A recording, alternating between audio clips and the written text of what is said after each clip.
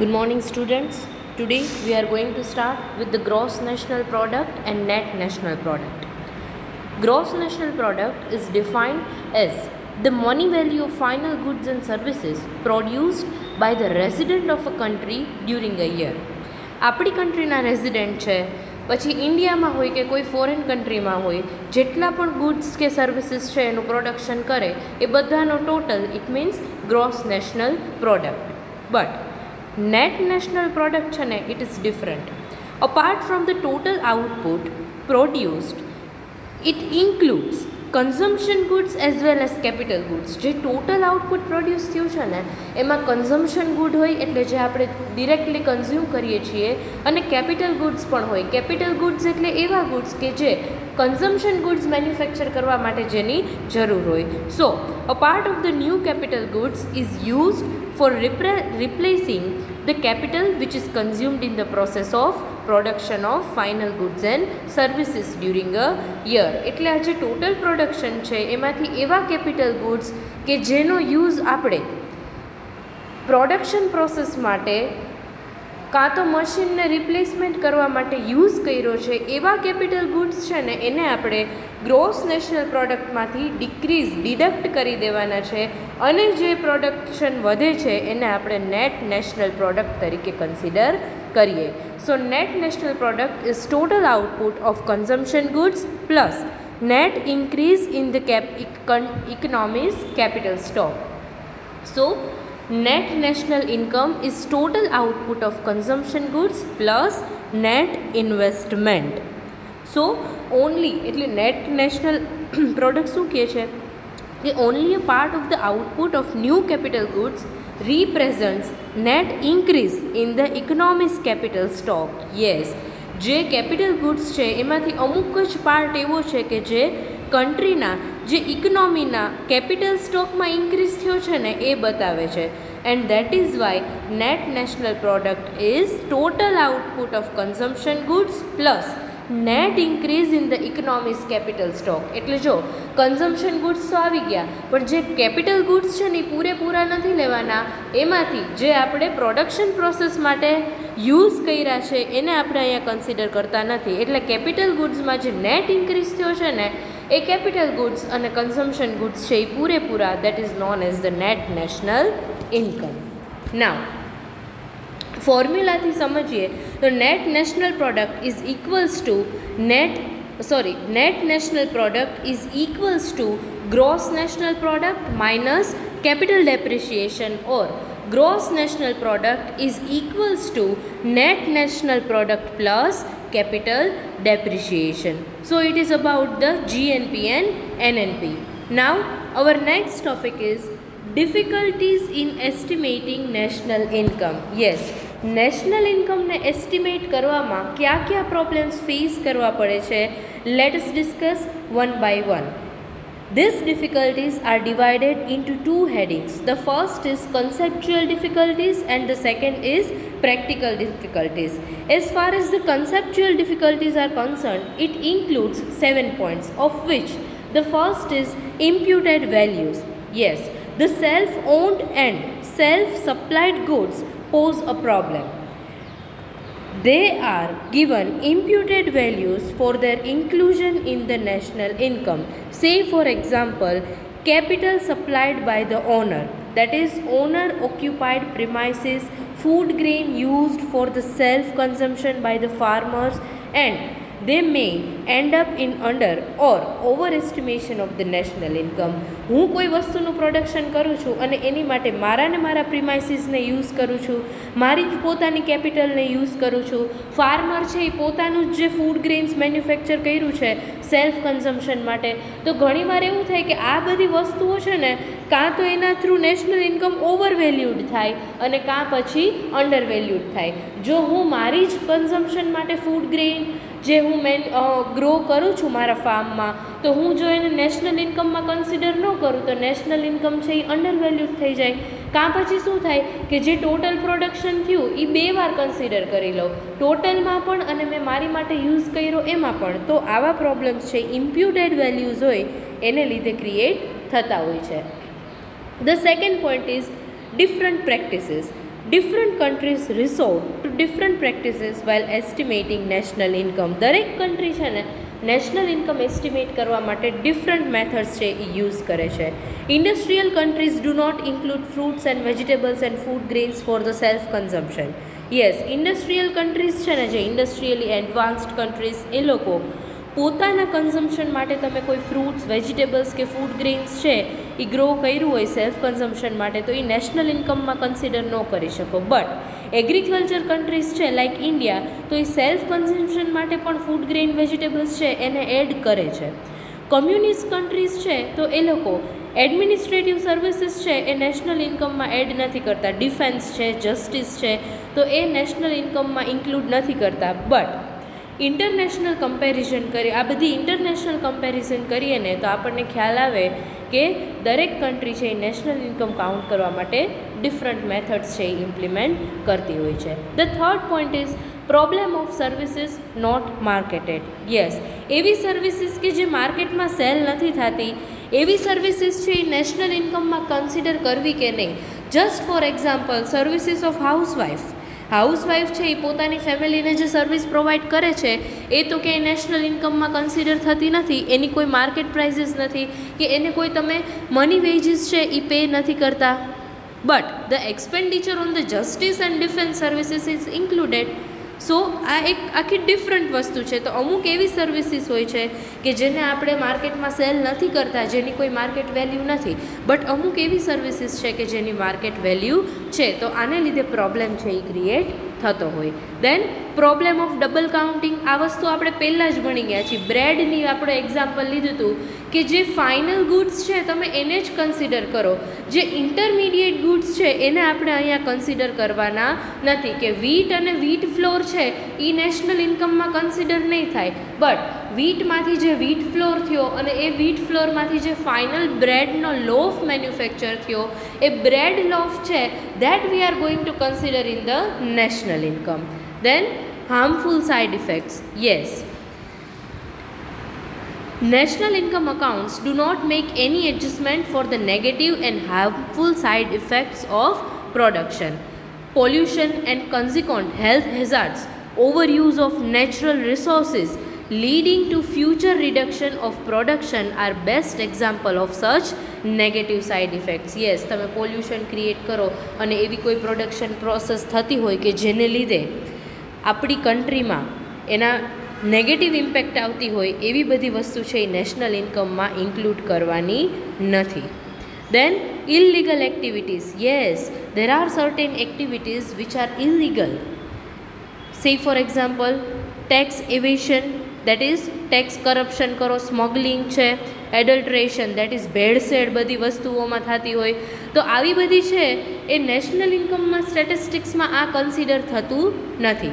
So national income is under estimated to that extent. એટલે જો આ વસ્તુને તમે નેશનલ ઇન્કમમાં કન્સિડર ન કરો તો એ અંડર વેલ્યુડ થાય, તમારું એસ્ટિમેશન છે એ પ્રોપર ન થાય. Then neglect of human strains and leisure. Yes, જે રિયલ કોસ્ટ છે જે પ્રોડક્શન કરવા માટે થઈને કોઈ હ્યુમન છે, જે લેબર્સ છે એને થ્રુ આઉટ જે સ્ટ્રેસ છે, જે સ્ટ્રેઇન છે એના બોડીને પડ્યો છે, એને જે મેન્ટલ સ્ટ્રેસ થયો છે એ તો ક્યાંય કન્સિડર થતો નથી.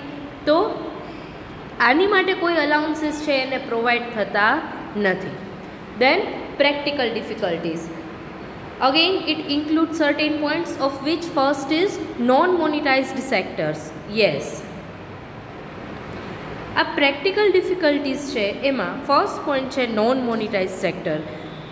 It is the first difficulty which arises due to the existence of non-monetized transaction. Quite a large part of the agriculture output in these countries does not reach the market at all. Yes, either it is consumed by the producers themselves or it is exchanged against goods in village, that is the barter system. ઘણા બધા એવા transaction થતા હોય છે કે જ્યાં મનીને related કાંઈ exchange થતું જ નથી, કાં તો સેલ્ફ કન્ઝમ્પશન માટે હોય અને કાં ગુડ્સની અગેન્સ્ટમાં ગુડ્સ એક્સચેન્જ થઈ જતા હોય કે ફાર્મર છે એ વીટ આપી દે અને કોબલર પાસેથી પેર ઓફ શૂઝ લઈ લે. તો આવા ટ્રાન્ઝેક્શન છે એ નેશનલ ઇન્કમમાં ઇન્ક્લુડ થતા નથી. Then illiteracy. Yes, Majority of the farmers and manufacturers in underdeveloped countries are illiterate, that is uneducated, અને એ લોકોને પ્રોપર પ્રોસિજરનો ખ્યાલ જ નથી. They are not in a position to give correct information about the quantity or the value of their output. એ લોકો સાચા statistics છે એ provide જ નથી કરી શકતા કે અમે ખરેખર આટલી વસ્તુનું પ્રોડક્શન કર્યું છે. સો એને લીધે નેશનલ ઇન્કમના એસ્ટિમેશનમાં પ્રોબ્લેમ આવે કે વધારે પ્રોડક્શન થયું હોય અને સાવ ઓછા સ્ટેટિસ્ટિક્સ અમાઉન્ટ આપે તો એને લીધે એમ થાય કે આપણી નેશનલ ઇન્કમ છે એ ઓછી છે. Then more than one occupation. Yes, season આપણી કન્ટ્રી છે ને એમાં ડિફરન્ટ સિઝન હોય છે. તો અમુક બિઝનેસ એવા હોય કે કોઈ પર્ટિક્યુલર સિઝન પૂરતા જ ચાલતા હોય, લાઈક મોન્સૂન છે, વિન્ટર છે, સમર છે. તો આ જે લોકો છે એ લોકો શું કરતા હોય કે દરેક રીતે farmers, those small farmers are engaged themselves in agriculture operations during the monsoon, and in the remaining period they undertake manual work in the villages, like in the industry or any public project. Farmer શું કરે, monsoon વરસાદની season છે તો agriculture સેક્ટરમાં હશે, પણ જ્યારે આ કાંઈ ન હોય ત્યારે કોઈ ઇન્ડસ્ટ્રીમાં, કોઈ ફેક્ટરીમાં વર્ક કરતા હોય. તો આવા એક કરતાં વધારે ઓક્યુપેશન હોય ને ત્યારે નેશનલ ઇન્કમ એસ્ટિમેટ કરવીને properly that is very difficult. The next point is unreliable data. Yes, the available statistics is in underdeveloped countries are not only adequate, they are unreliable also. તમે એની ઉપર trust ન કરી શકો, proper data તમને available ન હોય, because even those people and firms who maintain proper accounts of their income are not ready to reveal all the data. જે લોકો પ્રોપરલી પોતાના અકાઉન્ટ્સ મેન્ટેન કરે છે, બધા ટ્રાન્ઝેક્શન રેકોર્ડ કરે છે, એ લોકો પણ સાચો ડેટા ક્યારેય પ્રોવાઈડ કરતા જ નથી. ઘણા બધા એના રીઝન હોય છે, કરપ્શન છે, ટેક્સ ન ભરવો હોય, આવા બધા રીઝનથી એ લોકો સાચો ડેટા ન આપે એટલે નેશનલ ઇન્કમનો પણ સાચો ફિગર મળે નહીં. Then limitation of the sample method. Yes, national income is estimated on the basis of the data of certain selected sample district. કે અમુક છે ને આ ડિસ્ટ્રિક્ટ છે ને સિલેક્ટ થતા હોય કે એમાંથી જ આપણે સેમ્પલ લઈ અને નેશનલ ઇન્કમ એસ્ટિમેટ કરીએ. But in a country like India, economic condition in different states are completely different, and even in the different district of the same state are also different. એક જ સ્ટેટની વાત કરીએ ને તો જુદા જુદા ડિસ્ટ્રિક્ટમાં પણ કન્ટ્રીમાં આપણી ઇકોનોમિક કન્ડિશન છે ઇન્ડિયાની છે એ ડિફરન્ટ હોય છે. એટલે સેમ્પલ મેથડની પણ એક લિમિટેશન છે કે તમે એક જ સેમ્પલ લ્યો એક જ ડિસ્ટ્રિક્ટનું તો એના ઉપરથી તમને કમ્પ્લીટ આઈડિયા આવે નહીં. Our next topic is national income as an index of economic progress. Yes, national ઇન્કમને તમે ઇકોનોમિક પ્રોગ્રેસના ઇન્ડેક્સ તરીકે કન્સિડર કરી શકો કે નહીં. તો ફર્સ્ટ પોઈન્ટ છે what is produced. It means that the consumption and not the size of the national income. National income would increase even if we produce any kind of goods. કોઈ પણ ગુડ્સનું manufacture થતું હોય national income તો increase થવાની જ છે. But less useful or even injurious and harmful they may be. કોઈ પણ એવા ગુડ્સ હોય કે જે કદાચ ઓછા યુઝફુલ હોય કે જે હેલ્થ માટે ઇન્જરિયસ છે, હાર્મફુલ છે, તો એવા ગુડ્સનું પણ નેશનલ ઇન્કમમાં તો કેલ્ક્યુલેશન થઈ જ જાય છે. If relatively more or defense goods are produced compared to mass consumption goods, or more bravery plants are put up making more like whiskey છે, wine છે, or still worse more opium and addictive narcotics drugs are manufactured, and the national income curve will more upward. એટલે આમાં એવું કહે છે કે health માટે હેઝાર્ડિયસ હોય કે which goods which are useful for hour health, કે જેનો યુઝ વધારે હોય છે, લેસ યુઝફુલ ગુડ્સ છે, કોઈ પણ ટાઈપના ગુડ્સ મેન્યુફેક્ચર થતા હોય એ બધા જ નેશનલ ઇન્કમમાં તો ઇન્ક્રીઝ થાય જ છે. એટલે અહીંયા કયા ગુડ્સ છે એ પ્રોડ્યુસ થાય છે એ કન્સિડર નથી કરતા, બટ જેટલા પણ ગુડ્સનું મેન્યુફેક્ચરિંગ થાય છે એ બધા નેશનલ ઇન્કમમાં એડ થઈ જતા હોય છે. એટલે એવા ગુડ્સનું મેન્યુફેક્ચરિંગ થવું જોઈએ કે જેના થ્રુ પબ્લિક વેલફેર થાય, કે જે પબ્લિકની હેલ્થ માટે સારું છે, જે આપણી સોસાયટી માટે સારું છે. સો in fine economic well-being of people will increase if in the country production of essential goods and services consumed by the masses increase. એટલે જે એસેન્શિયલ ગુડ્સ અને સર્વિસીસ છે ને એનું જો પ્રોડક્શન વધારે થાય તો કોઈ પણ ઇકોનોમીની કન્ડિશન છે એ બેટર થશે. બટ અહીંયા શું થાય છે, what matters more is production for masses, કે તમે આખા માસ માટે કેટલું પ્રોડક્શન કરો છો ને that is more important. The next is how are goods produced. Yes, now the next topic is goodsનું કેવી રીતે પ્રોડક્શન થાય છે. If goods are produced by exploiting labor, even though production increases, welfare lags behind. Yes, લેબર્સનું exploitation થઈને production ન થવું જોઈએ. ઘણીવાર એવું થતું હોય છે કે પ્રોડક્શન ઇન્ક્રીઝ થતું જ હોય છે પણ એની સામે જે લેબર વેલફેર છે એ તો ક્યાંય પાછળ રહી જાય છે.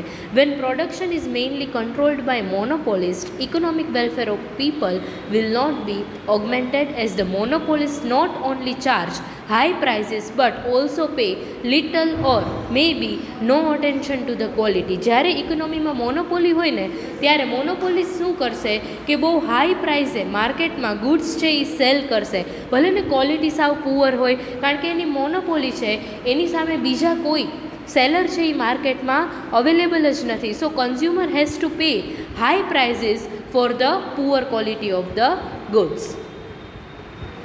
So if capital intensive method are employed, less job would be created and unemployment of the labor would increase. Yes, જો બધું જ પ્રોડક્શન છે એ મશીન થ્રુ જ થતું હોય તો લેબર્સની તો રિક્વાયરમેન્ટ જ નથી, તો એનાથી શું થશે કે અનએમ્પ્લોયમેન્ટનો રેશિયો છે એ ઇન્ક્રીઝ થશે અને લેબર્સ છે એની ઇન્કમ ડિક્રીઝ થશે. સો એના થ્રુ લેબરનું એક્સપ્લોઇટેશન થશે અને આ જે અનઇક્વલ છે increment in the income or distribution છે એ ક્રિએટ થશે. So how goods are produced that is also important. એટલે capital intensive technique through production કરવા કરતાં જો લેબર ઇન્ટેન્સિવ ટેકનિક થ્રુ પણ પ્રોડક્શન થાય તો જોબ રેશિયો છે એ ઇન્ક્રીઝ થાય. The next point is how is national income distributed. Yes, હવે નેશનલ ઇન્કમ છે એ કેવી રીતે ડિસ્ટ્રીબ્યુટ થાય છે આપણે પહેલેથી ભણતા આવીએ છીએ. Unequal distribution of the income, that is 80% income goes to 20% people and 20% income goes to 80% people. Rich become more rich and poor becomes more poor. એટલે આવું ન થવું જોઈએ. જે નેશનલ ઇન્કમનું ડિસ્ટ્રીબ્યુશન છે એ જસ્ટિસ મેનરમાં પ્રોપર વેમાં થવું જોઈએ સો દેટ આખી સોસાયટી છે એને એનો બેનિફિટ મળે. જે આપણી સોસાયટીનું જે પુઅરેસ્ટ સેક્શન છે એને પણ વધારે ઇન્કમ છે એ જનરેટ થવી જોઈએ. મિડલ ક્લાસ અને પુઅર પીપલ છે they will not be the major beneficiaries. Yes, એ લોકોને આનો કાંઈ બેનિફિટ મળતો જ નથી. So the distributional aspect is far more important for evaluating welfare implications of increased national income. Yes, national income increase થાય એ તો ઇમ્પોર્ટન્ટ છે જ, બટ એની સાથે સાથે જે પુઅર સેક્શન છે, જે મિડલ ક્લાસ પીપલ છે, પુઅર પીપલ છે, એ લોકોના માટે પણ કાંઈક બેનિફિટ એમાંથી થવો જોઈએ. So it is about the national income as an index of the economic progress. એટલે નેશનલ ઇન્કમને તમે ઇકોનોમિક પ્રોગ્રેસને માટે મેઝરમેન્ટ માટે થઈને યુઝ કરી શકો છો કે નહીં એનું આ એક આઈડિયા આપે છે. So here we are done with the first chapter of unit 3, that is national income. Now we are going to discuss income inequality. Yes, મેં હમણાં જ કીધું આ ટોપિક એવો છે ને કે જે આપણે પહેલેથી ભણતા આવીએ છીએ, that is unequal distribution of income in our country. So here are the points which we are going to discuss in this chapter. So let us start with the first point, that is personal distribution of income.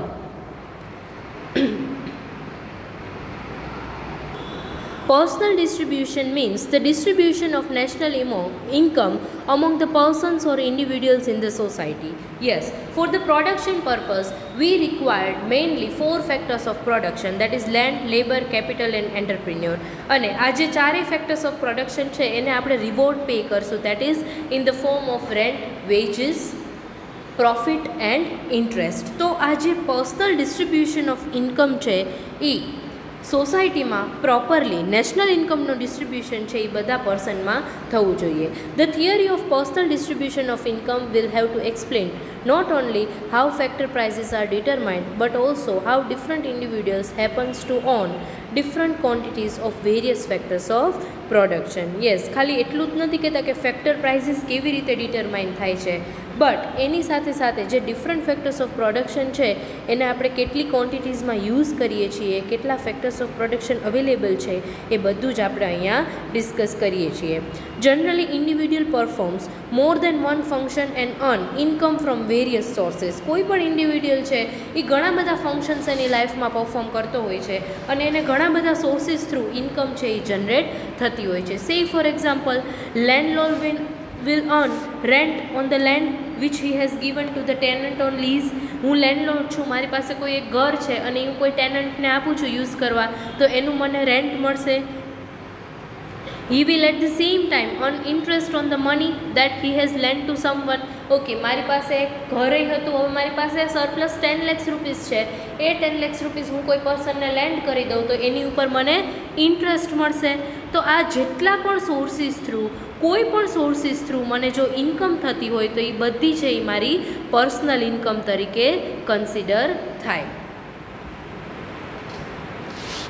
So now it is about the personal distribution of income. Personal income એટલે કોઈ પણ ઇન્ડિવિડ્યુઅલને કોઈ પણ function perform કરવા માટે થઈને કોઈ પણ સોર્સિસ થ્રુ જેટલી પણ ઇન્કમ જનરેટ થાય છે, it is known as personal income. Now hour next topic is sources of personal income. તો આ પર્સનલ ઇન્કમ છે એ કઈ કઈ જગ્યાએથી થઈ શકે છે? For that there are mainly 3 points. The first is veg income. It is the money income which a person receives by way of his physical or mental efforts under the supervision of the employer. કોઈ એમ્પ્લોયરના સુપરવિઝનમાં કોઈ labour કે worker છે, કોઈ employees છે, એ કોઈ physical કે mental efforts કરે છે, એની માટે એને જે રિવોર્ડ મળે છે, that is known as wage income. And this includes unskilled labours as well as the salaries of the managers છે, ડૉક્ટર્સ છે, લોયર્સ છે, ટેકનિશિયન્સ છે. આ બધાને પોતાના કામ માટે જે પણ રિવોર્ડ મળે છે ને, that is known as the wage income. But the main feature of wage income is that it is fixed by the contract and that is why it is stable and regular. Wage income છે ને એ એક contractual income છે કે જે પહેલેથી જ fix થઈ ગયું હોય કે આ કામ માટે તમને આટલી જ ઇન્કમ મળશે એવરી મંથ, તો એ એક કોન્ટ્રાક્ચ્યુઅલ ઇન્કમ છે. The second point is business income.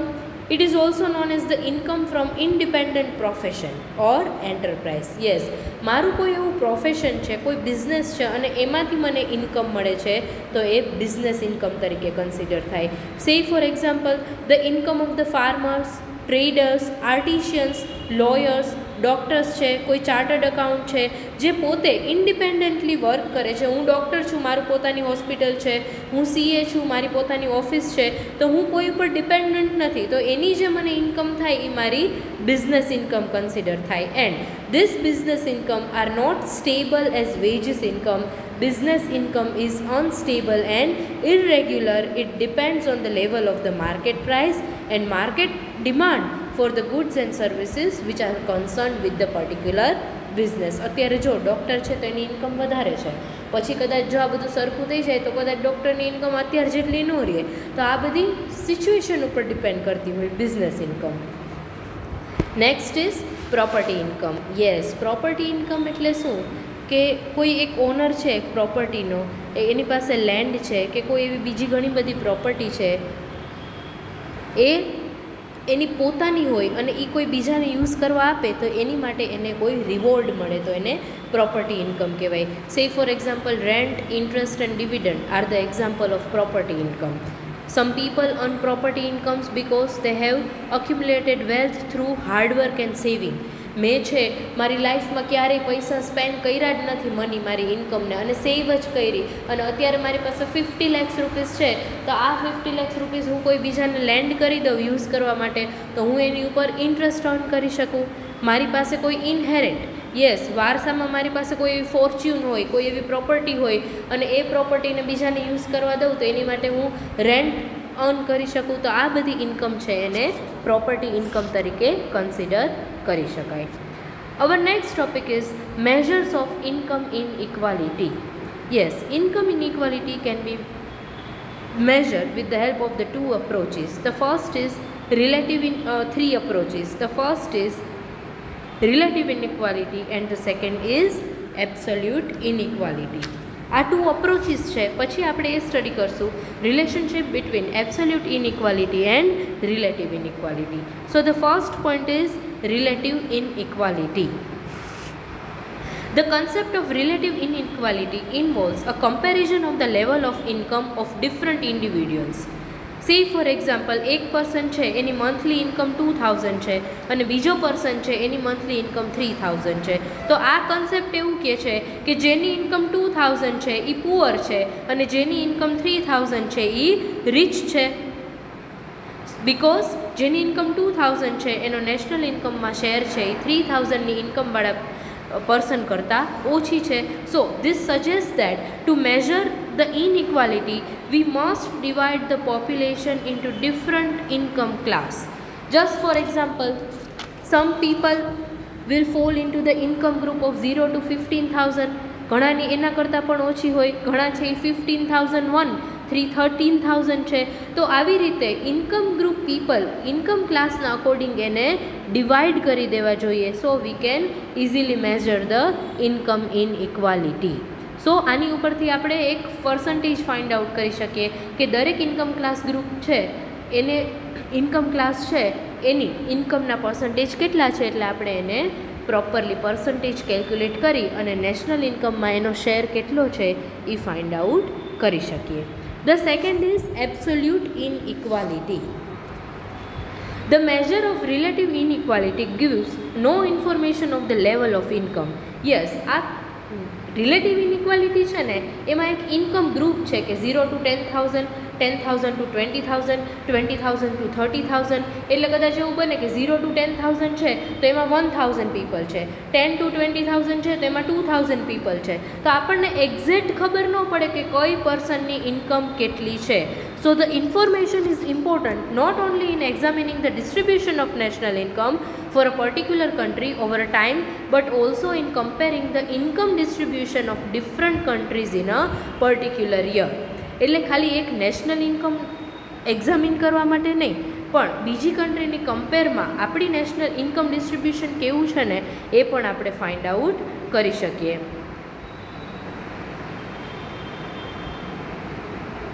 Say for example, the share of the bottom 20% of the people may be lower in the USA than in India, but the average income of their people may be high in the USA than in India. એટલે આપણે exact આપણને ખબર હોય ને કે કેટલી income છે તો આપણને ખબર પડે કે ઇન્કમનું ડિસ્ટ્રીબ્યુશન છે એ કેવી રીતે થાય છે. સો when our aim is to identify the poor person, we have to use the criterion of absolute inequality. જ્યારે આપણે કેટલા પુઅર પર્સન છે ને એ ફાઇન્ડ આઉટ કરવું હોય ને એ વખતે આપણે એબ્સોલ્યુટ ઇનઇક્વાલિટી છે એ એના થ્રુ જ નેશનલ ઇન્કમ છે એનું મેઝર કરવું પડે.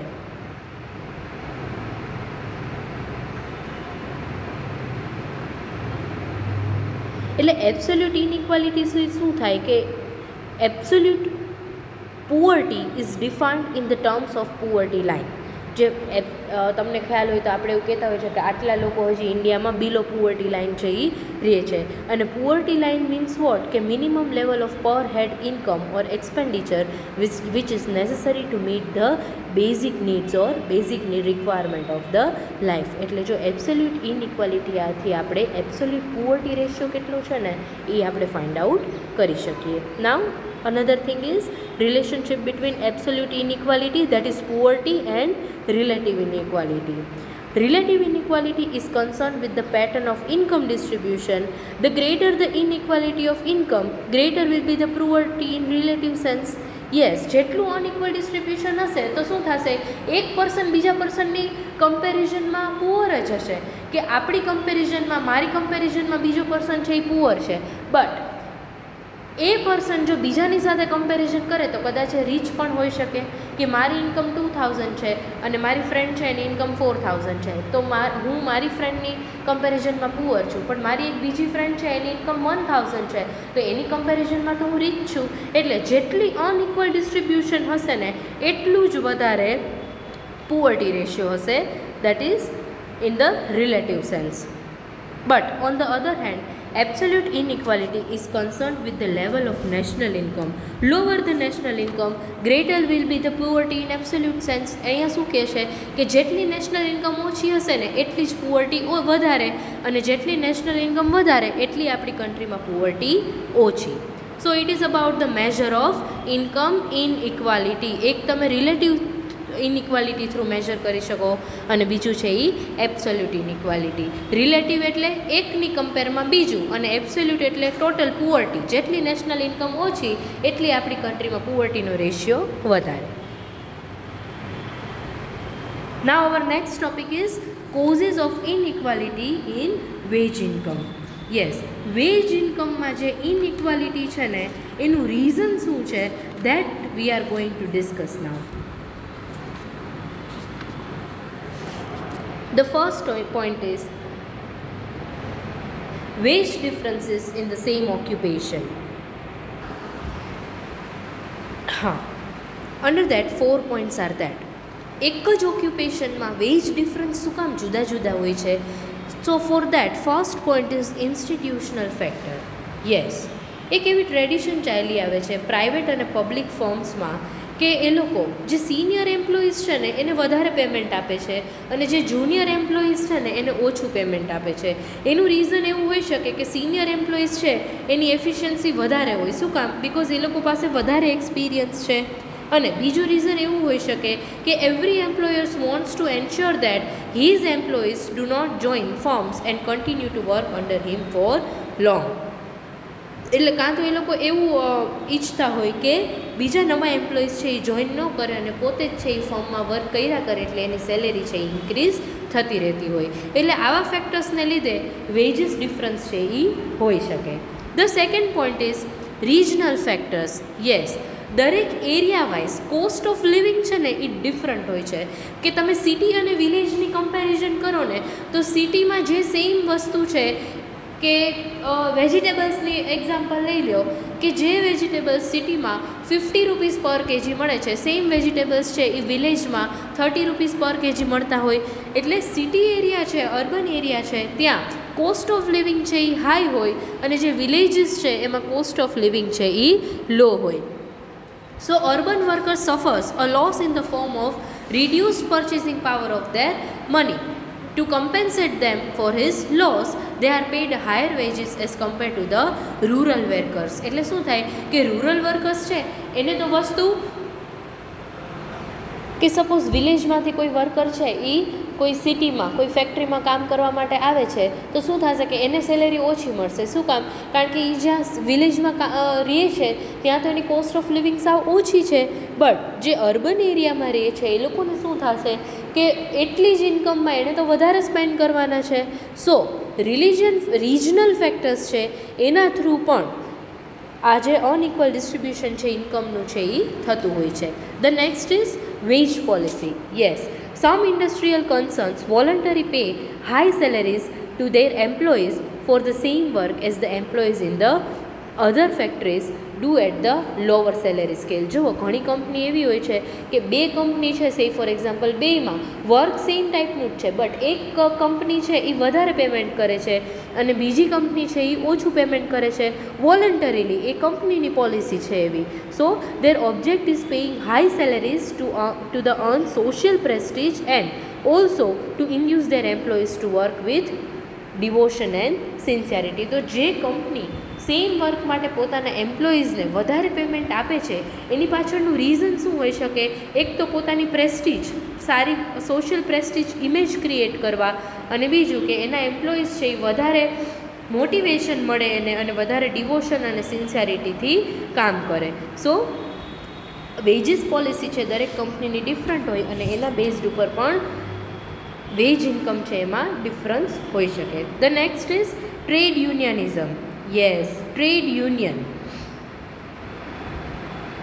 ઘણીવાર તમે એવું જોયું હશે કે વર્કર્સની સ્ટ્રેન્થને આ જે બાર્ગેનિંગ પાવર છે ને એના થ્રુ એ લોકો પોતાના વેજીસ છે ને એ ઇન્ક્રીઝ કરી દેતા હોય છે થ્રુ ધીસ યુનિયન્સ. આવા વર્કર્સ છે આવા બધા યુનિયન્સના મેમ્બર હોય અને એ લોકો ડિમાન્ડ કરે કે જો અમને વધારે વેજીસ પે નહીં કરો તો અમે લોકો વર્ક નહીં કરીએ. એ લોકો સ્ટ્રાઇક્સ છે, લોકઆઉટ્સ છે કે અમે જ્યાં સુધી અમારી બધી ડિમાન્ડ્સ પૂરી નહીં થાય ત્યાં સુધી અમારે વેજીસ ઇન્ક્રીઝ નહીં થાય ત્યાં સુધી અમે વર્ક નહીં કરીએ. તો આવા જે ટ્રેડ યુનિયનના મેમ્બર્સ છે ને એ લોકો પોતાની સ્ટ્રેન્થ કલેક્ટિવ બાર્ગેનિંગ એ પાવર થ્રુ છે એ પોતાની સેલેરી છે એ ઇન્ક્રીઝ કરી દેશે. બટ જે વર્કર્સ છે આવા કોઈ ટ્રેડ યુનિયન્સના મેમ્બર્સ નથી અને એમનેમ જ વર્ક કરે છે એ લોકોની સેલેરી છે એ કમ્પેરેટિવલી ઓછી હોય છે. એટલે જે લોકોનું યુનિયન હશે ને એ લોકોને હાઈ સેલેરી મળશે અને જે લોકોનું યુનિયન નહીં હોય એ લોકોને ઓછી સેલેરી મળશે. The next B point is wage differences in different occupation. Yes, દરેક ઓક્યુપેશનમાં વેજ છે એ ડિફરન્ટ હોવાના જ એનું ફર્સ્ટ રીઝન છે differences in qualification. Yes, definitely એવું તો નથી કે સ્કિલ્ડ વર્કર્સ છે એમ્પ્લોઈઝ એને પણ એટલી જ સેલેરી મળે અને અનસ્કિલ્ડ એમ્પ્લોઈઝ છે એને પણ એટલી જ સેલેરી મળે. તો તમારા એડ્યુકેશન, તમારા ક્વોલિફિકેશન, એક્સપિરિયન્સ, સ્કિલ્સ, એબિલિટીનો કોઈ પર્પઝ જ ન રહ્યો. તો તમારું ક્વોલિફિકેશન કેટલું છે ને એના બેઝડ ઉપરથી તમને સેલેરી મળે છે. કે પ્યુન છે, ક્લાર્ક છે, સ્વીપર્સ છે, અનક્વોલિફાઈડ હોય એની ક્વોલિફિકેશન ઓછા હોય તો એની સેલેરી પણ ઓછી હોય. બટ એન્જિનિયર્સ છે, ડૉક્ટર્સ છે, કોઈ એવો MBA છે તો એ લોકોની સેલેરી છે કમ્પેરેટિવલી વધારે હોય. તો depends on the qualification, there will be difference in the veggies. The second is social differences. Yes, some social factors are also responsible for the wage differences in the different occupation. Even among the equally qualified person, only those can get better paid jobs who have social contact with the higher authorities and influential people in the society. જો ઘણા લોકો એવા હોય કે કોઈ એવી high authorities હોય ને એ લોકો સાથે કોન્ટેક્ટ હોય અને એ કોન્ટેક્ટનો યુઝ કરીને ભલે ક્વોલિફિકેશન ઓછા હોય પણ સારી જોબ લઈ લે એટલે સેલેરી પણ વધારે મળી જાય. And opportunities of the education and training are available more in cities than in village.